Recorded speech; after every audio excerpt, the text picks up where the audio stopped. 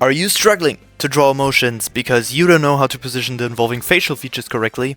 Well, look no further, because this video will show you how to draw 15 different emotions, quick and easy, all on one character base. So, grab a pencil and start drawing with me. Alright, so first we gotta draw our base, which is gonna be just a more or less neutral expression to start things off with.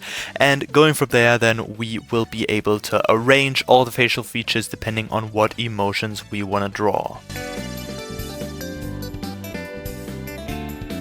Okay, so now that we got a base, we can begin giving this guy some confidence in his expression. The main facial parts that are important for this one are the eyebrows and mouth, of which we try to lower one eyebrow while raising the other one to give our character a cocky look, as well as give him a wide smirk, making him look cheeky to the viewer.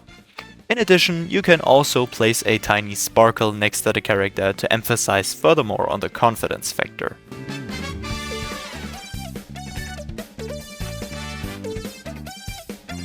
Now, what do we do when our character is scared? First, we draw the eyes bigger and wrinkles under them, to make him not only look scared, but also a bit traumatized. Then we loosen up the puffy cheeks to a bit of a limper style for a look of uncanniness, and finally, making the ears point down fits also well here, because when animals are scared, they put back their ears out of fear. Keep in mind that this only applies for characters like this one, where we have animalistic features, but definitely not fits for human-type characters. The next emotion on our list is being surprised by something. For this one, the key is a very widely open mouth and very widely open eyes. The wider these parts are, the more surprised the expression of your character becomes. Moreover, we can make the second ear point up as well to show tension in the ear muscles, adding to the overall expression. Later in the recording, I also added wrinkles here to apply tension on the forehead muscles as well.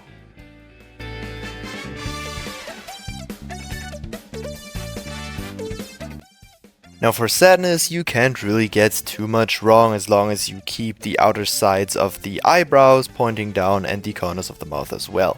But if that's not sad enough for you, applying tears and making your character bite on its lip can help you gain even more sadness. I also made the ears point down here again for another animalistic feature. Now for a resolution, I went with a classic thinking pose, where you want to put one eyebrow up again while lowering the other one, and then make your character sort of pout a bit while scratching its chin. This will create the effect of a thinking process and can be underlined by adding some question marks next to the head.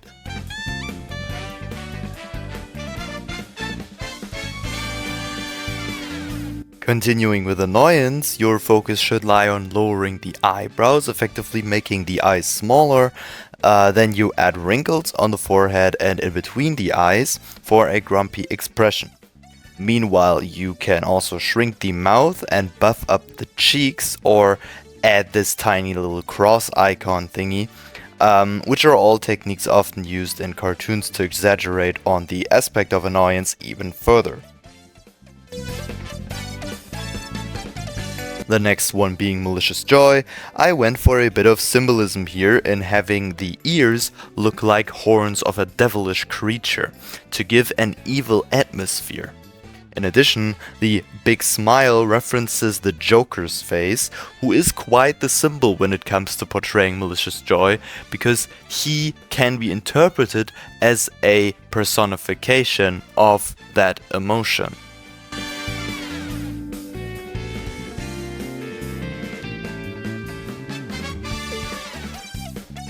For frustration, again, gesture can be very helpful by using hands to cover certain areas in the face, giving the idea of our character wanting to look away or hide from the thing that is causing the frustration. Clenching teeth and sad eyes then give the face an expression of a tense sadness.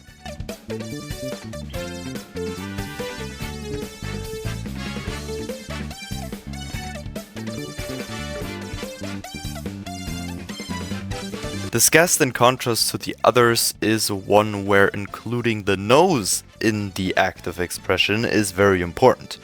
By adding wrinkles on the nasal bone, we show tension right in the center of the face, which usually happens when eating something very sour, for example.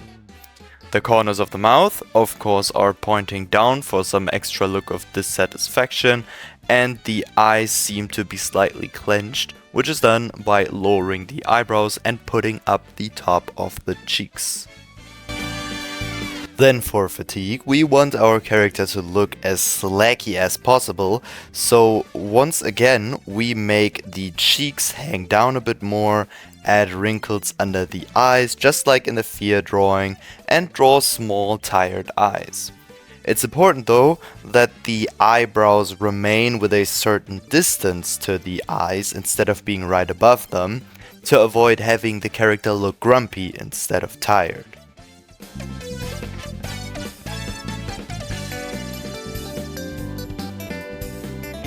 If our character is feeling a bit crazy, we mostly want to give it a provoking expression. I here went with the classic sticking out the tongue, while also making the ears kinda look like those of a donkey, because donkeys are often associated with making fun of someone.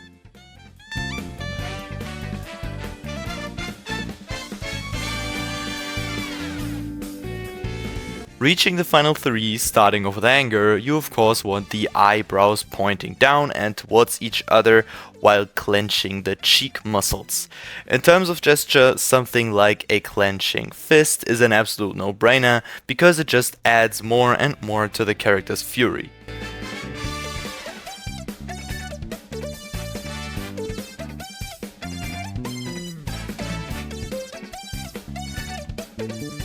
Second to last, we got an emotion almost every JJK fan can relate to. ごめん、あまない。今はただただ、この世界が心地いい。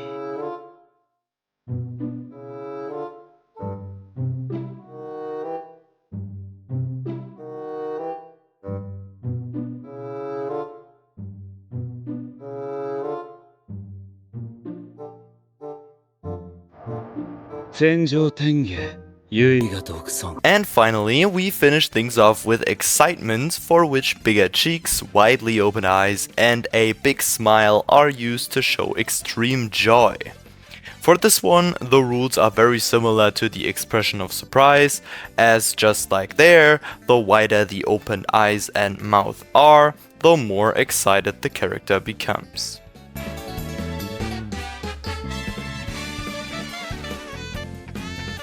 And there you have it, guys. 15 different emotions, all drawn by just mostly arranging eyes, nose, and mouth.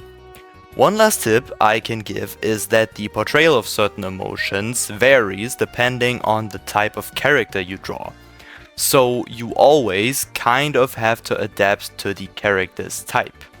In my case, I had a rabbit and human type of character, so I could play around with the longer ears and puffy cheeks that a rabbit has, as well as some more human facial features like the jawline, for example. But of course, there are also other character types like golems, human types, insects, and other creatures that have different facial features which need to be arranged fittingly depending on what they have to offer. For example, a spider type character who doesn't have a nose can't wrinkle their nose if it is disgusted by something. So you have to experiment to find out how you can still apply the expression even though one of the key facial features for that is missing in that specific case. You then, for example, shift your focus from the nose to the eyes and try to portray disgust in the spider's eyes even stronger since you don't have a nose to wrinkle.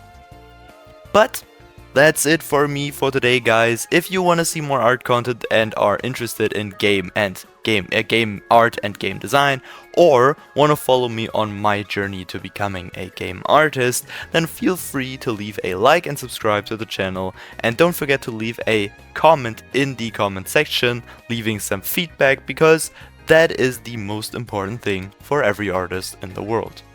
I wish everyone a great rest of your day. Bye bye.